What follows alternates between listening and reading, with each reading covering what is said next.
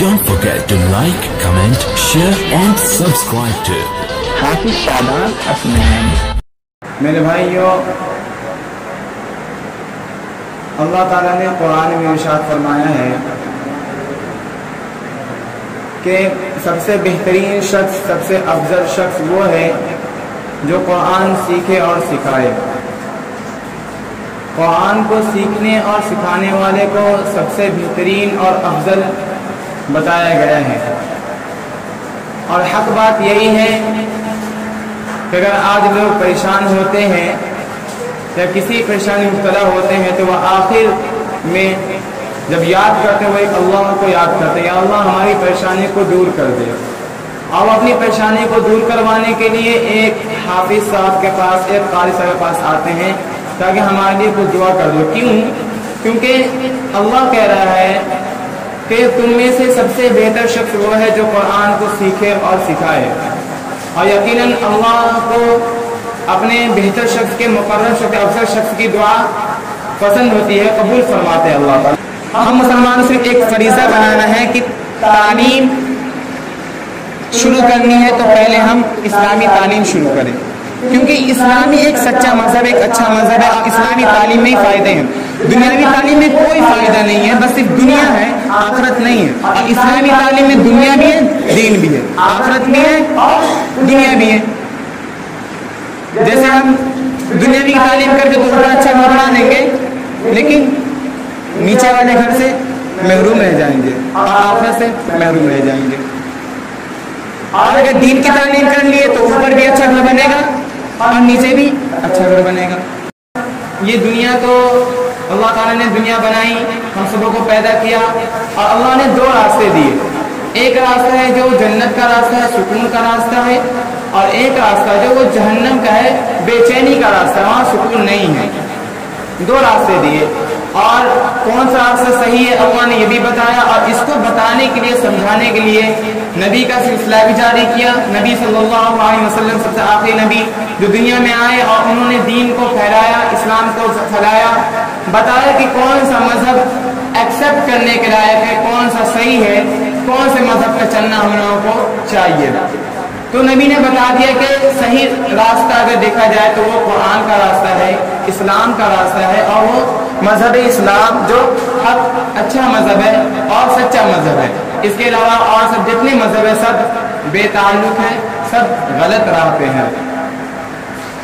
تو اب ہم لوگوں کو یہ سوچنا ہے کہ اللہ نے جب بتا دیا خیرکم من تعلم القرآن وعلمہ، قرآن کو جو سیکھے اور سکھائے، تم میں سب سے بہتر شخص وہ جو قرآن کو سیکھے اور سکھائے۔ لیکن آج ہم لوگ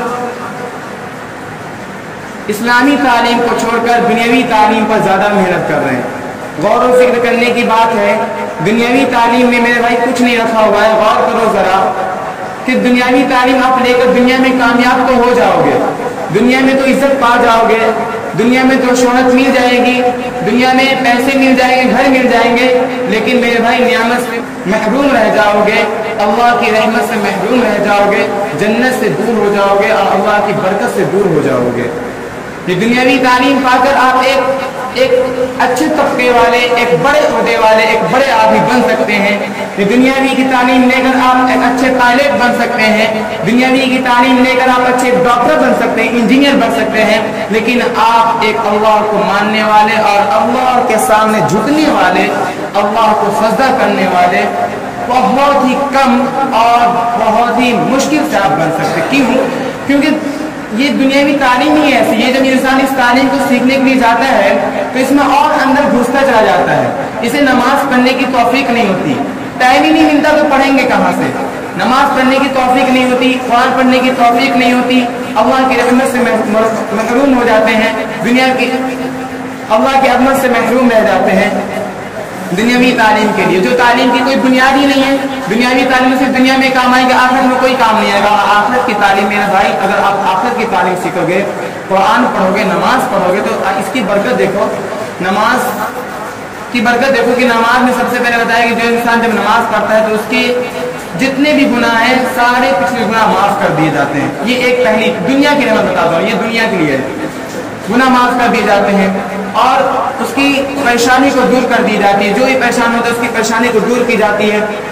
تیسرا یہ کہ اس کے چہرے پہ نور آ جاتا ہے ایک دیکھنے میں، اور اللہ کے بندے کو جو نماز پڑھنے والا ہوگا اس کو دیکھنے آپ پہچان لو گے ہاں یہ کوئی نماز پڑھنے والا بندہ۔ کیوں پہچانو گے؟ کہ اس کے چہرے پہ نور آ جاتی ہے۔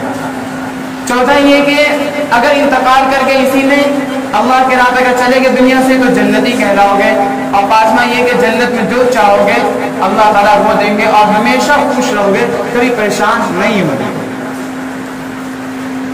اسلامی تعلیم میں یہ فائدہ، اور دنیاوی تعلیم میں کیا ہے؟ اچھی تعلیم کر لیے، خوب اچھے سے پڑھائی کر لیے، گریجویشن کر لیے، ڈاکٹر بن گئے، پائلٹ بن گئے، انجینئر بن گئے، لیکن قرآن کو پڑھنے والے نہیں بن پائے، قرآن سے محروم رہ گئے، ہاں اللہ کی رحمت سے محروم رہ گئے، اللہ کی عظمت سے محروم رہ گئے۔ اور ہم مسلمانوں کا آج اتنا یہ فریضہ اتنا غلط ہو چکا ہے کہ اگر کسی کو دین اور اسلام کی بات بتاؤ تو سننے کے لیے تیار نہیں ہوتے۔ مطلب اتنے اندھے ہو چکے ہیں دنیا کے چکر میں، مال کے چکر میں اتنے اندھے ہو چکے ہیں کہ اسے اب صرف بس دنیا میں دکھتا ہے، دین اس کے لیے کچھ اب ہے ہی نہیں۔ اب دین کی بات اسے بتانے کے لیے بلانا پڑتا ہے کہ آؤ اللہ کے بندے آئے ہیں، اللہ کی بات لے کر آؤ، کوئی بات سن لو فائدہ ہوگا، تو کہتے ہیں کہ تھوڑا کچھ کام ہے بھی، میں 5 منٹ آؤں گا انشاءاللہ۔ جناب 5 منٹ کرائیں گے، وہ 5 منٹ وہ نہیں کہہ رہا، اگر وہ کہتا ہے تو وہ تو ابھی چل جاتا ہے، وہ 5 منٹ تو شیطان کہتا ہے کہ میں 5 منٹ بعد آؤں گا۔ وہ جب 5 منٹ جب وہ لیتا ہے تو اس میں اس کو اور بزی کر دیا جاتا ہے، پھر وہ آنے کے جو نوبت نہیں ہوتی۔ اور یہ ہم اتنے ڈھیلے فریضے کر چکے ہیں اس کو، اپنے فریضے کو، کہ آج ہمارے اوپر انگلیاں اٹھائی جا رہی ہیں، آج ہم کو بدنام کیا جا رہا ہے۔ میں کہنا چاہتا ہوں کہ ہمارے حضرت مولانا کلیم صدیقی صاحب کو کس بنیاد پر گرفتار کیا گیا، کیا خطا تھی ان کی، کیا غلطی کیے تھے انہوں نے؟ ایک نماز پڑھنے والے تھے، درس کی تعلیم دیتے تھے، قرآن کی تعلیم دیتے تھے، کیا غلطی کی تھی انہوں نے جو آج ان کو جیل کی اسلاموں پر پیچھے ڈالا گیا؟ یہ ظالم لیڈر، یہ دنیا کے حکمراں، یہ آج ہم مسلمانوں کو ایک نشانہ بنا رہی ہے، ہم مسلمانوں کو ڈھانا چاہ رہی ہے، برباد کرنا چاہ رہی ہے۔ لیکن میں کہنا چاہتا ہوں آج کے کرسی پہ بیٹھنے والے دجالوں سے، شیطان کے چہروں سے، اگر اللہ نے وقتی وقت میں حکومت دی ہے، اگر اللہ نے وقتی وقت میں کرسی دی ہے، اگر اللہ نے وقتی وقت میں ایک حکمراں بنایا ہے، تو تم مسلمانوں کو پریشان نہ کرو، تم اپنے حق کے حقوق سے کام کرو، ہمیں اپنے حق کے حقوق سے کام کرنے دو۔ ہم مسلمانوں کو پریشان کرو گے، اگر ہم مسلمانوں کو ستاؤ گے تو یاد رکھو اللہ نے کہا ہے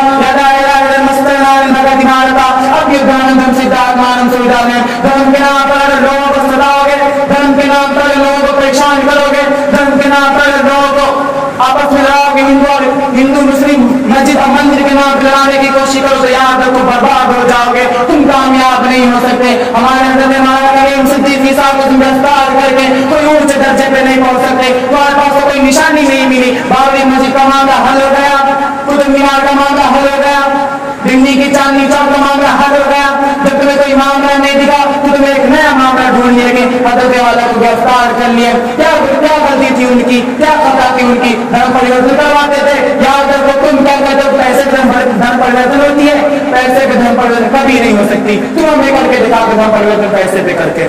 ہر آدمی کو اپنے آئیڈیل کا پرچار کرنا جائز ہے۔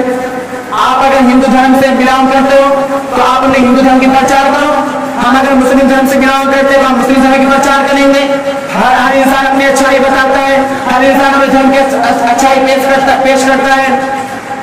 اگر آپ کا کوئی کاروبار ہے، کوئی بزنس ہے تو آپ اس کی پرچار کرو گے، آئیڈیل کرو گے، تو ظاہر سی بات ہے ہر انسان کو اپنے دھرم کا پرچار کرنا کا یہ حق ہے۔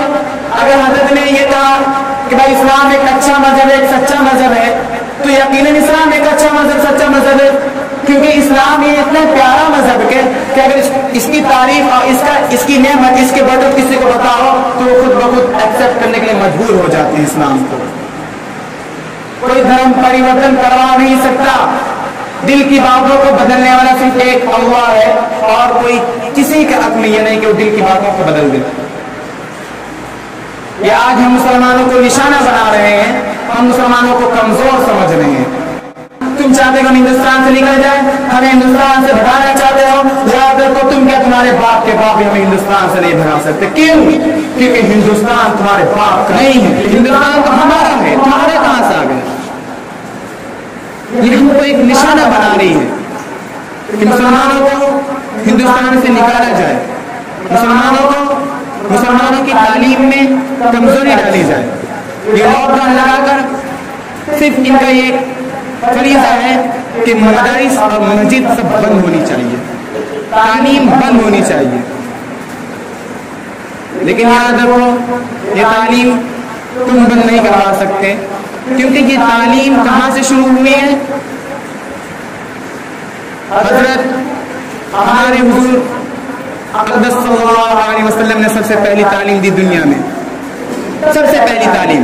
اور جو کام نبی کر کے چلے گئے وہ کام ہم کیا, ہمارے ابو کیا, تم کیا, تمہارے دادا بھی ختم نہیں کر سکتے. جو کام نبی کر کے چلے گئے وہ کام آخرت تک, قیامت تک ہوتا رہے گا. قیامت کے صبح تک وہ کام ختم نہیں ہو سکتا. آپ دیکھ سکتے ہو نبی نے نماز پڑھی, اللہ کے شکر سے نماز قیامت تک زندہ رہے گی. نبی نے قرآن پڑھا, قیامت تک قرآن زندہ رہے گا. چاہے تم قرآن کو ختم کر دو, جلا دو, چاہے تم دنیا سے اس کو کسی طرح قید کر دو, لیکن قرآن قید ہونے والا نہیں ہے. قرآن ہمیشہ ہمیشہ باقی رہے گا اور قیامت تک باقی رہے گا. نبی نے اسلام کو پھیلایا اور قیامت تک یہ اسلام زندہ رہے گا اور یہ اسلام باقی رہے گا. Don't forget to like, comment, share and subscribe to Hafiz Shadab Asman.